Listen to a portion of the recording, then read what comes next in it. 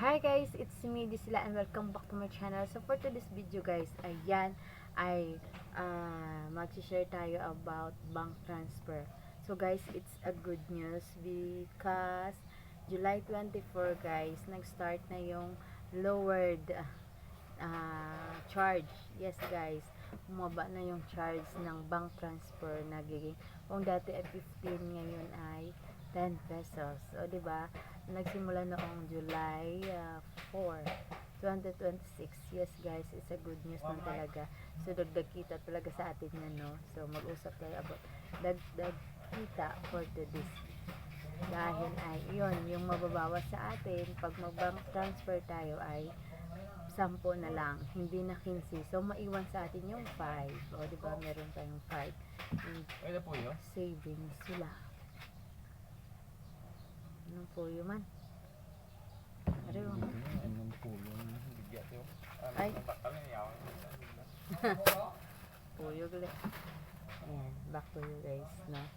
So, dagdag kita, syempre. Tapos, ito, nakakatuwa talaga dahil, ayan, bumaba na talaga. So, mga, basahin ko guys ha, may Insta Pay Advisory. So, ngayon, effective July 4, 2026, transfer will be lowered to 10 pesos per transaction. O, diba? Maganda dahil, ayon, 10 na lang. So, diba? Ayos na din yun dahil okay na yung may 5 na deduction. Diba? So, dagdag din sa atin. So, tapos, yung mga Gcash nating transfer guys, yung ating per transaction ng halimbawa 100 to 500 guys, yung ating charge niyan para sa dagdag kita natin guys, no? Ang 100 natin ay at saka 500 ay charge natin ay 5 pesos lang guys, no? Mura-mura lang siya guys. Tapos yung ating 501 hanggang 1,000 ay charge natin yun ay para sa dagdag kita natin na 10 pesos. Yes guys, no? Halimbawa pag ay sorry for the ingay guys, no? Outside sa ating ayan, kabila sa ating kapitbahay. Ayan. Pag 501, yung charge natin ay 10 na yan. Hanggang 1,000, 10 na siya guys. Pag 1,001 hanggang ano siya, 2,000, nagiging 20. So, parang ganun. Ayan. So, merong dumadaan-daan guys, no? Merong dumadaan.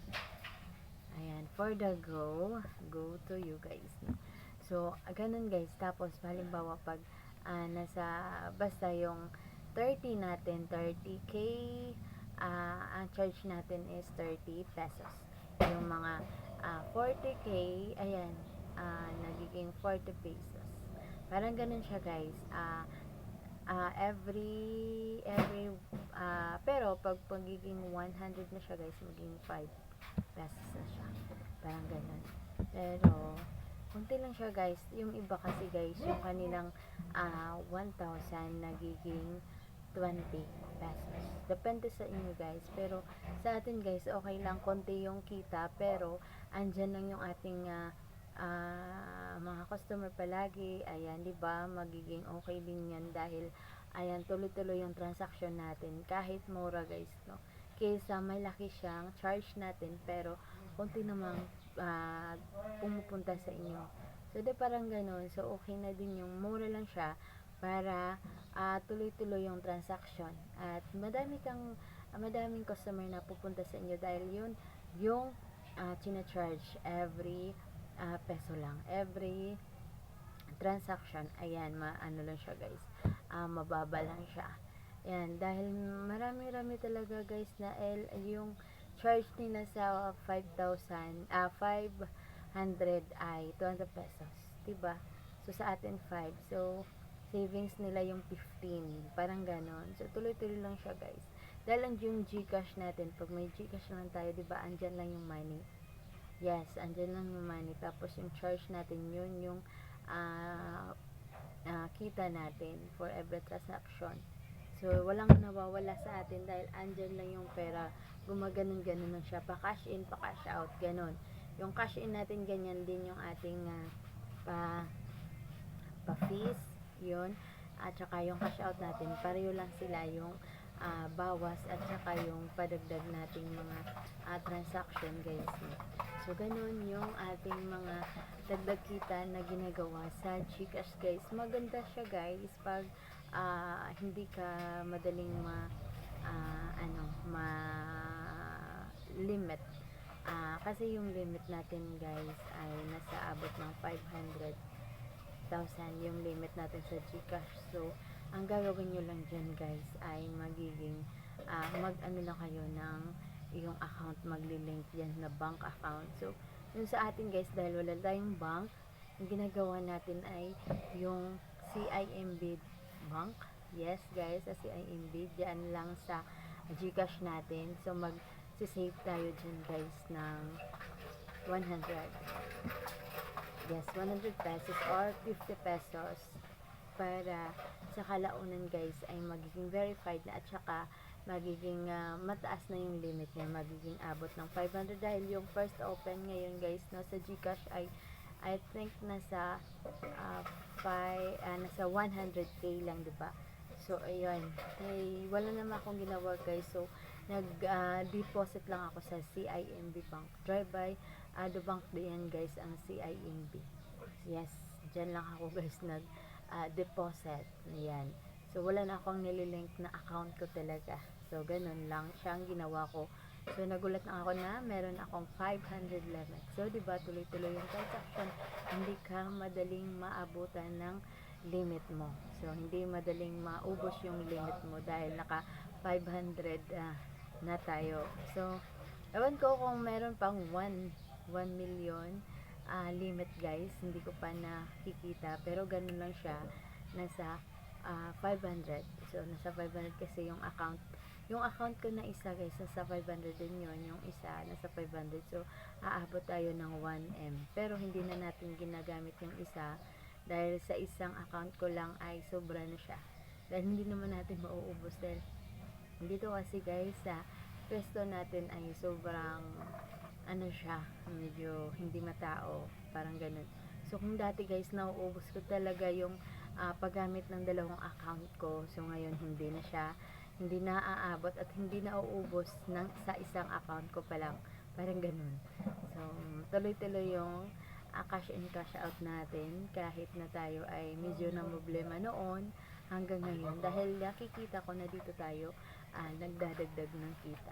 So, kung meron tayong kapital sa mga ganyang bagay, so mas maganda dahil yung money natin ay gumagano na siya, paikot-ikot lang siya, hindi siya umaalis sa iyo guys. Yan, dahil kung may magpa-cash out, bigay ka ng pera. Kung may pa-cash in, ayan, sila yung magbigay ng pera sa iyo at babalik na sa iyo at saka may saka pa kayo. Ayan, kumbaga may dagdag kita kayo talaga. Tapos yung money ay umiikot-ikot lang. So maganda 'di ba? Maganda siya guys pag marami ka talagang capital about sa cash in cash out ng GCash transaction guys.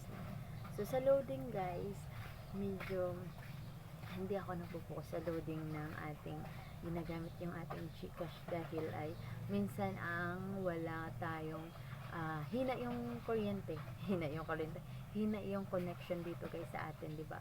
So hindi ko talaga pinofocus yung loading na auto load max or something para sa Globe and Smart. Hindi ako nag-load masyado guys dahil minsan hindi siya gumagana or mahina siya talaga dahil sa transaction. So, palagi kong ginagamit dito guys para sa GCash ay yung cash out. Dahil yung cash out guys, mas-check lang natin at nagma-message sa atin, nagpa-pop up yung ating GCash na nagsisend si ganito.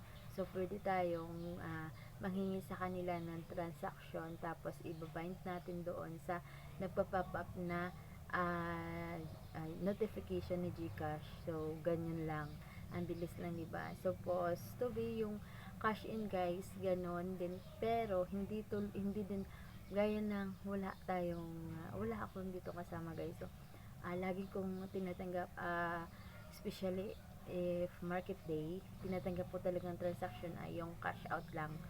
Dahil minsan kasi guys, bumabagal yung transaction about cash in dahil ay kailangan talaga natin ng connection or internet connection, so mahina tayo.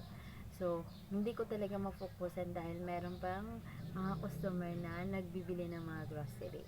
So ayan, buti sana kung buong transaction magiging mayroon tayong cash in at saka cash out na makafocus tayo, so ganun maganda siya.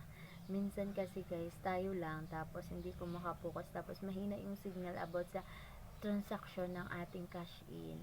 So ang siya, kumbaga madidelay na naman ako sa mga customer na bumibili ng mga chicheria, mga grocery nila. So yung tinatanggap ko lagi dito ay cash out. Kung meron naman akong money guys, no, so kailangan talaga ng money involved ang yung cash out guys, dahil hindi siya maka-cash out kung wala kang money extra, diba? Kung mag-cash out yung customer, kailangan ng money, kailangan tayo ng pundo ng money. Yes, mas okay na din na merong magka-cash in kasi magbibigay ng pera, so pabalik-balik lang yung money. Pero kung puro ka lang cash out, so kailangan meron kang pundong money. Yes guys, no, meron kang pundong pera para tuloy-tuloy yung cash out. So cash out dahil sila yung kukuha sa iyo ng pera.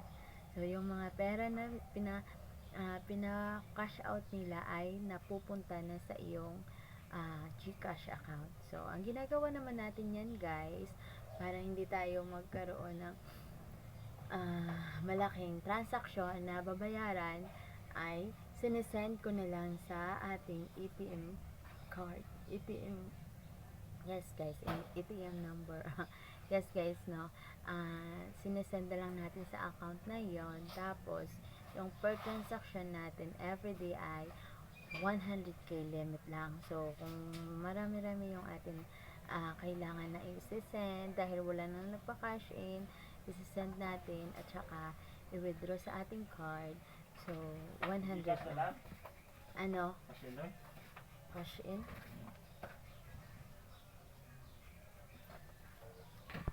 Bye. Ano? Okay, welcome. So guys, kakabago lang cash in dahil hindi tayo busy at saka okay yung internet ngayon. So tumanggap tayo ng cash in. So guys, nagpa-cash in siya ng 255. So yung singil natin sa ganyan ay 5 pesos. So meron tayong 5 pesos sa ngayon guys sa transaction natin sa GCash. O diba? So maganda siya guys. Yan, kahit estudyante kayo o pwede kayong gumamit nito. Yes, dahil sa, 'di ba, tuloy-tuloy yung transaction pag meron ka lang pundong GCash sa inyong wallet, 'di ba? Cash sa inyong wallet account, 'di ba? So, ganyan. So, Team Sueno family, thank you so much. Ayan, friends, ayan, thank you na marami. Ayan, so much appreciated po 'yan. And ayan, bukas naman ay parang hindi na naman ako maka-attend sa premiere ko guys. So thank you so much na andyan kayo palagi. Ayan, dahil tayo ay tindirang nanay, kailangan nating mga transaksyon na mabilisan. So gawa-gawa ng paraan para makamani si nanay. Bye!